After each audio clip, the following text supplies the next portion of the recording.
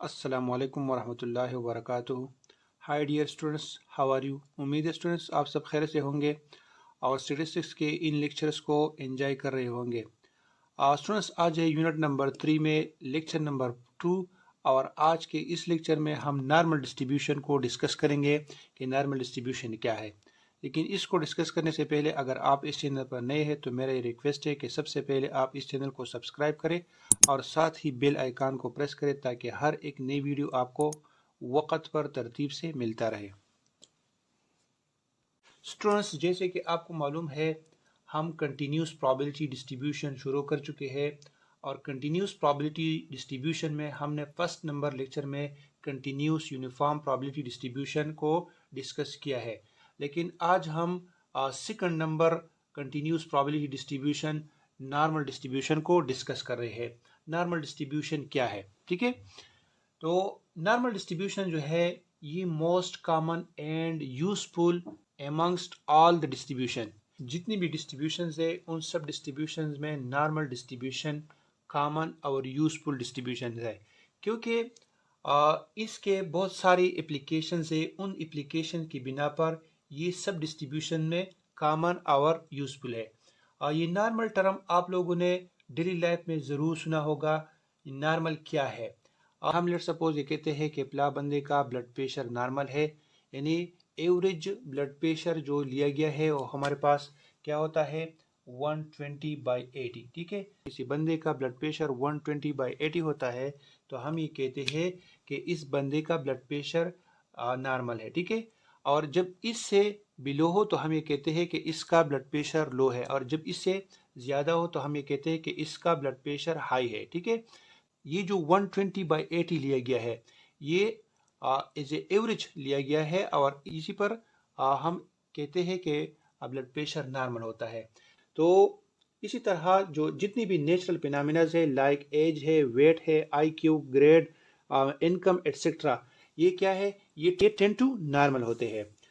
और जितनी भी डिस्क्रीट डिस्ट्रीब्यूशंस है लाइक बाइनॉमियल, पॉइसन एटसेट्रा, जब हम इसमें n अप्रोच टू इन्फिनिटी करते हैं तो यानी n हम लार्ज कर देते हैं, ये कहाँ पर जाते हैं, ये टेंड टू नॉर्मल, ये भी नॉर्मल की तरफ आ जाते हैं।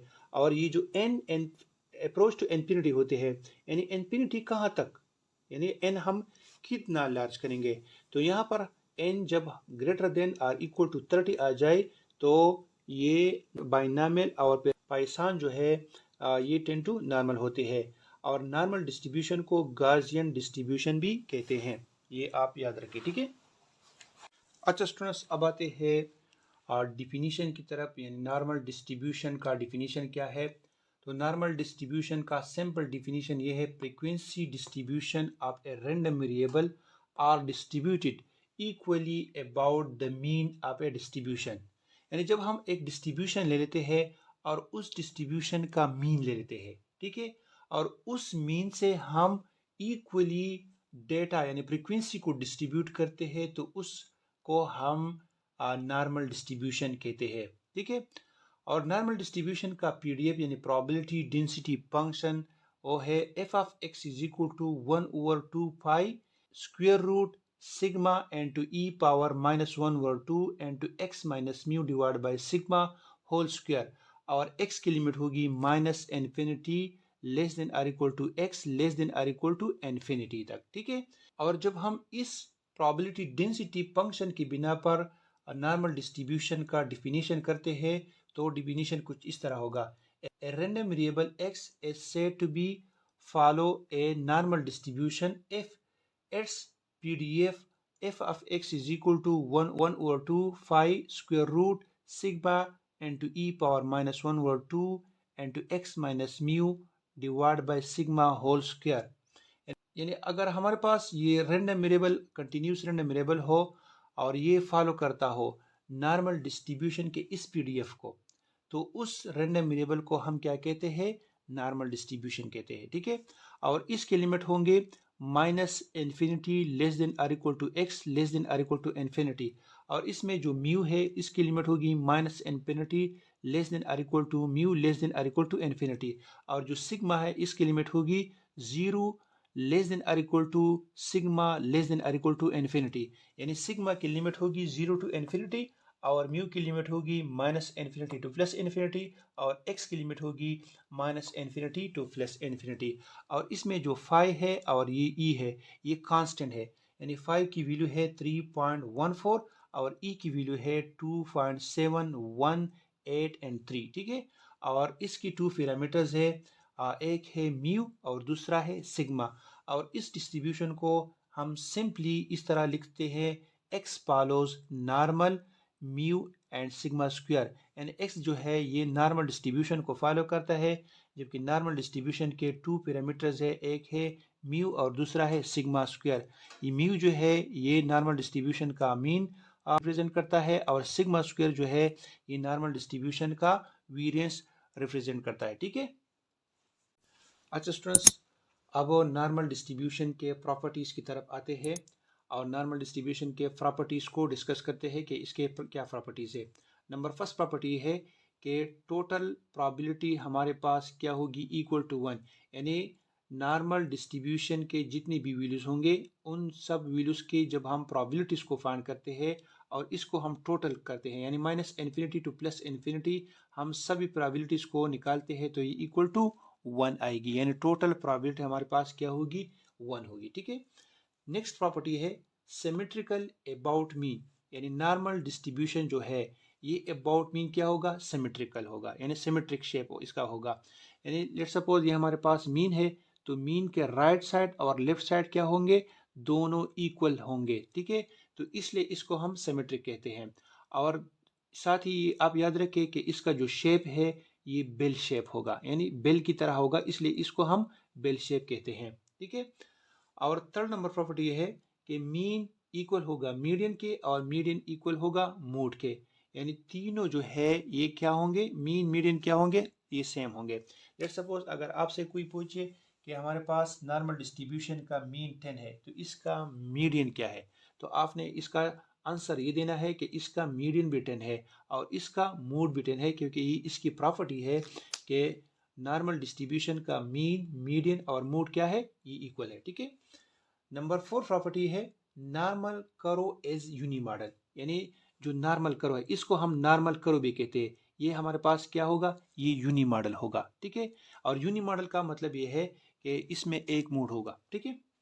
नंबर 4 प्रॉपर्टी ये है कि 1 एंड क्यू 3, यानी quartile number first and quartile number third are equidistant from the central value or mean, ठीक है। यानी जो हमारे पास मीन होता है नॉर्मल डिस्ट्रीब्यूशन का, तो नॉर्मल डिस्ट्रीब्यूशन से क्वार्टाइल नंबर थर्ड और क्वार्टाइल नंबर फर्स्ट ये इक्वी डिस्टेंस पे होगा, ठीक है। यानी दोनों इक्वल डिस्टेंस पे होगा। अगर क्यू 3 यहाँ पर होगा तो इस साइड पर क्यू 1 यहाँ पर होगा, तो मीन से, यानी यहाँ पर मीन है यहाँ पर म्यू है, ठीक है। तो मीन से क्वार्टाइल नंबर थर्ड और क्वार्टाइल नंबर फर्स्ट जो है ये इक्वल डिस्टेंस पे होंगे, ठीक है।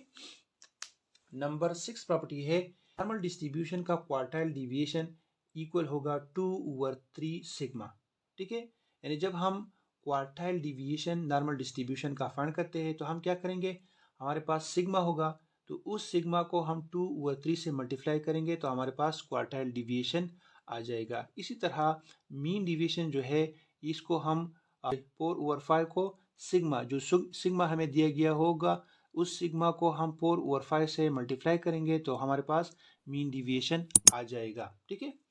7 नंबर प्रॉपर्टी है odd order moment are all zero, यानी जितने भी ऑड ऑर्डर मोमेंट्स है, लेट्स सपोज μ1 है, μ3 है, μ5 है, μ7 है, एटसेट्रा, ये हमारे पास क्या होंगे, ये इक्वल टू 0 होंगे। यानी इसको फाइंड करने की ज़रूरत नहीं है, क्योंकि हमारे पास ये प्रॉपर्टी है कि जितने भी ऑड ऑर्डर मोमेंट्स है वो सारे हमारे पास क्या होंगे, 0 होंगे, तो इसको इसलिए हम फाइंड नहीं करेंगे।